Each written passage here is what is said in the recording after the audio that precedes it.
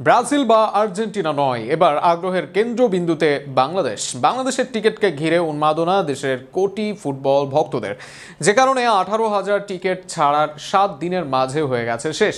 যে ফুটবলে একটা সময় পাওয়া যেত না দর্শক, সেই ফুটবলে এখন টিকিট শেষ। ফুটবলের প্রতি দর্শকদের এই নিবেদন নিয়ে বিস্তারিত থাকছে প্রতিবেদনে। এখনও প্রচলিতভাবে বাংলাদেশের জনপ্রিয় খেলা ক্রিকেট, সেখানে আন্তর্জাতিক মঞ্চে টিকিটের সর্বনিম্ন মূল্য থাকে 200 থেকে 250 টাকার ভেতর। ভেন্যু ও ফরম্যাট ভেদে এর মূল্য কমও হয়ে থাকে। এছাড়া আন্তর্জাতিক দল টুর্নামেন্টের মান অনুসারে টিকিটের মূল্য নির্ধারণ হয়।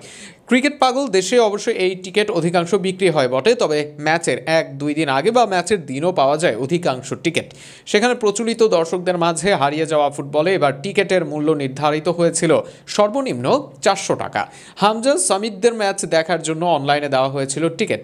ট্রিক ফি নামক ওয়েবসাইটও খোলা হয়েছিল এই টিকিট বিক্রির জন্য, তবে সেই ওয়েবসাইটে 7 দিনেই শেষ সব টিকিট নিয়ে দর্শকদের ছিল বাড়তি আগ্রহ, যে কারণে টিকিট পাওয়া ছিল সোনার হরিণ। বিশেষ করে ওয়েবসাইটে ছিল মাত্রাতিরিক্ত ভিড়, যে ভিড় সামলাতে ব্যর্থ হয় তারা, যে কারণে একটা টিকিট কাটতে ঘন্টার পর ঘন্টা অপেক্ষা করতে হয়েছে অনেকে এতক্ষণ অপেক্ষা করেও পাননি কাঙ্ক্ষিত টিকিটটি। এর মাঝে আনুষ্ঠানিকভাবে ঘোষণা দেওয়া হলো শেষ হয়ে গেছে সব টিকিট। মোট 4 ধরনের টিকিট পাওয়া যেত এই ম্যাচকে ঘিরে। সেখানে ইস্ট গ্যালারি, আপার লোয়ার থেকে ওয়েস্ট বা নর্থ সাউথ গ্যালারির উপর নিচের জন্য ছিল টিকিটের সর্বনিম্ন দাম 400 টাকা।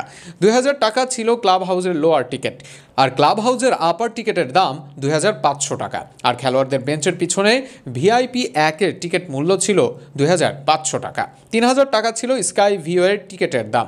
ভিআইপি রেড বক্সের টিকিটের দাম ছিল সর্বোচ্চ 4000 টাকা। এইসব ধরনের টিকিট আর নেই দর্শকদের ক্রয়ের মধ্যে। ইস্ট গ্যালারি, লোয়ার থেকে ভিআইপি শেষ সব ধরনের টিকিট।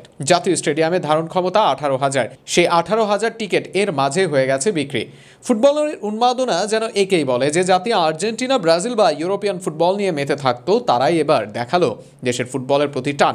ফুটবলটা মানুষের আবেগে, সেখানে অল্প একটু কিছু যে তাদেরকে দেশের প্রতি কতটা নিবেদিত করতে পারে, সেটারই প্রমাণ মিলল এই টিকিটের ঘটনায়। দেশের ফুটবল এগিয়ে যাক এইভাবে, এটাই চাওয়া সবার।